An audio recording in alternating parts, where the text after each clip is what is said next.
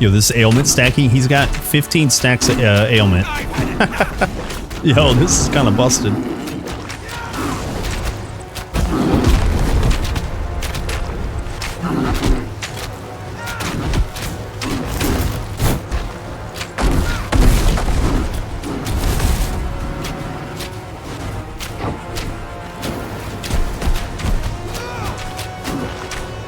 Yeah, that's pretty easy.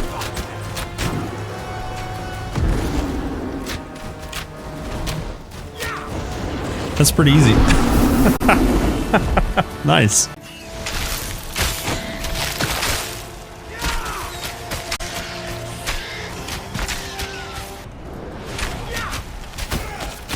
Yo, look at that. 15 stacks instantly.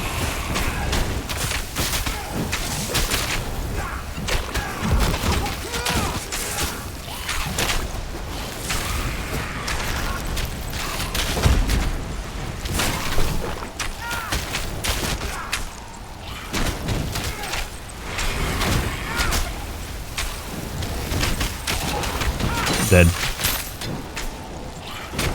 Dead.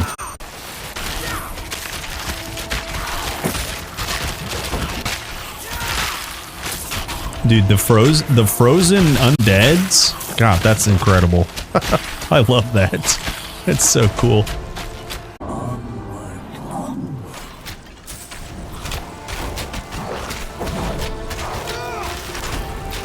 You look perma-frozen warlock. Imagine. He didn't do a single ability. Okay, boys, last boss. Spoilers. He's at 9 stacks, 12 stacks, 10 stacks. Can we get more? 15 stacks. Yeah, nice 15 stacks. So sadly, you can't freeze them. Seems like 15 is the max.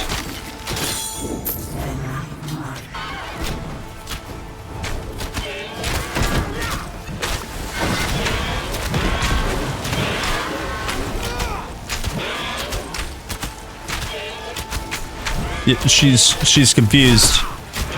She's confused.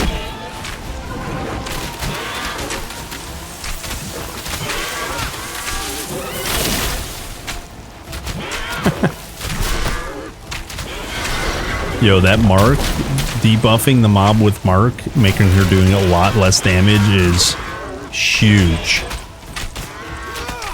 Like, I can just face tank her with, like, no problems, basically.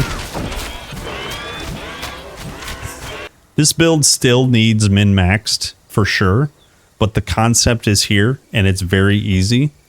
We're playing StormBlade. If you guys don't know, a StormBlade is...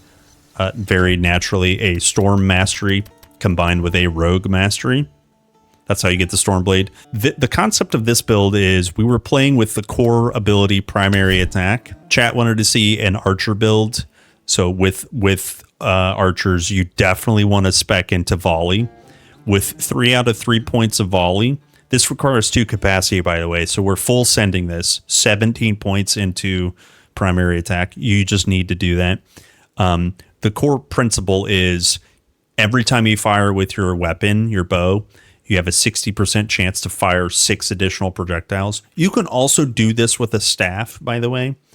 You can do this build very easily with a staff. We just chose a bow for a particular fantasy reason. And then if you're taking a ranged weapon, you do need at least 1 projectile pen. That does feel nice. After that, we're stacking ailments. I wanted to stack freeze, chill ailments. You can get up to 15 stacks of chill on target.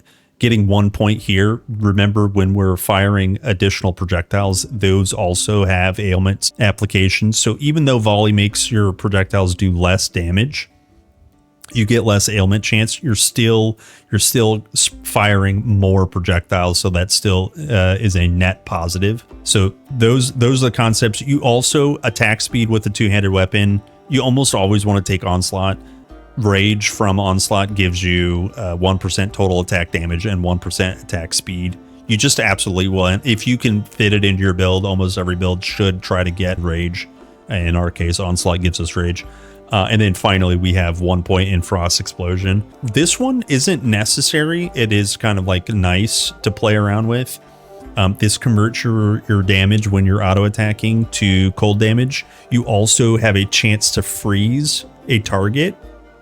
And then when you hit that target that's frozen, they blow up in an AoE. So this is really good for mobbing, but I've only spent 1 point. And again, remember, with volley, when that 6 projectile fires, all 6 of those projectiles can freeze a target. So that's kind of our setup for primary attack. That's the core gist of our build. In Storm, you can level with whatever you want at tier 1, but at tier 2 is when you want to start putting in, after you kill the bird, you get divinity to go to tier 2.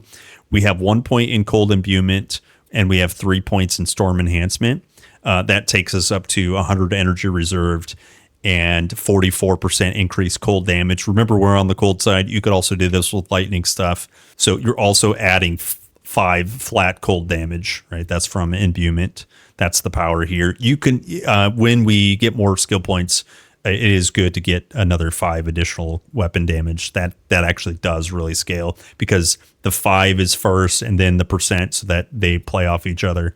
That's all we had enough skill points for, because we did want to climb bar for tier 3 ability called Cyclone. And the only thing we have slammed into Cyclone is Blizzard. And without Blizzard, I'll show you what this looks like. It's like a little baby spell, right?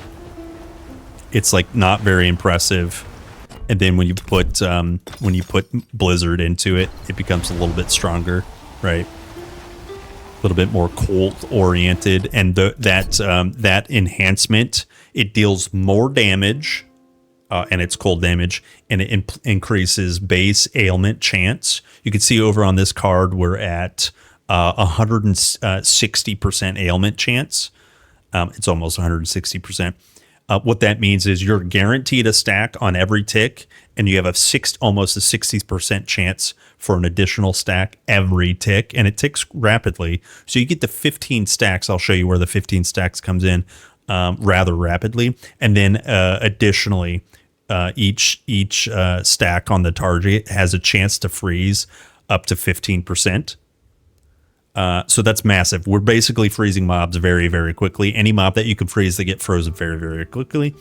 And then, so before we do Rogue, we'll go over the passives in Storm. The first passive that we picked up is just passive Storm Attunement, so Lightning and Cold Scalar. Remember, Cyclone is all cold damage, so increasing that by 52% is huge. We also have projectile damage as a feat, and then weapon damage. This is just going to scale, obviously, our volley procs. You could also split that up a little bit and try to scale Cyclone damage. I've tried both, and it's negligible. I felt like full sending into our weapon was a little bit better for boss damage. So that's why we're playing the way we are. So this is projectile damage by 15%, and weapon damage is 10% cold and lightning weapon damage with increased attack speed. This attack speed, especially early on, is very, very important. It just really helps your bow become viable. Okay, so lastly, we have only six investment into Storm Affliction. This is increased shock and chill chance, and then shock and chill power. So it's our ailment from cold. If you're doing lightning, of course, shock and shock power. The only feat on Storm Affliction we've chosen is max chill. This is 3 additional chill stacks, right? And then increased chill chance. We have more stacks. More stacks means more chance for that target to be frozen. And also, as they have stacks of chill, the chill does damage over time. So it's just more damage, right? In the future, when we get more power, we literally will get more power here. This ability is called more ailment power. And this works for shock and chilled, which is nice. So if you end up doing 2 types of damage, like cold and lightning, you could get two ailments here. And in fact, we probably will try that eventually. As we level, we'll get more points to spend, and we'll put that in power for sure. Okay, so that's our Storm setup right now. In the future, it would be really cool to set up Flash Freeze, which is guaranteed freeze. and then enhanced ailments or frost explosion. That would be a really, really nice addition to this build. Blink for mobility, haven't had enough points for that yet, but those are kind of nice things in the Storm Mastery as well. Moving over to Rogue, the only thing we've really set up, we don't have anything in tier 1 abilities, but in tier 2 we have Preparation. This is kind of a weapon coding, like it's a passive, or it's a buff that reserves energy. And our current skill point allocation is a 5 out of 5 in enhanced ailment. There's nothing else I don't think I would really recommend in our build for this setup. The only thing would be enhanced crits, probably. Maybe Trailblazer if you guys are really lazy in terms of farming move speed boots.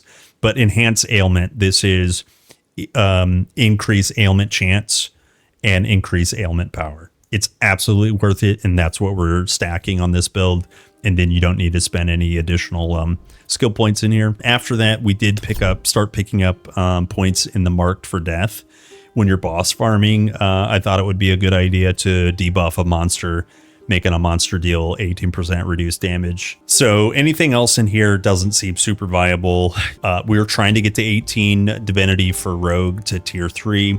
Once you get to tier 3, you absolutely want Vanish. Vanish is almost never skipped, simply for increased movement and damage during 6 seconds. That's the base skill. Once you start putting modifiers such as enhanced ailments, this is 30% increase ailments and ailment power with one modifier, and it has 5 stacks, so it's disgusting.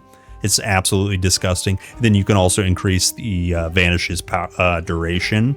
So it's just the bread and butter of a Rogue build, honestly. So we don't have enough points for that. That is something you want to take in the future.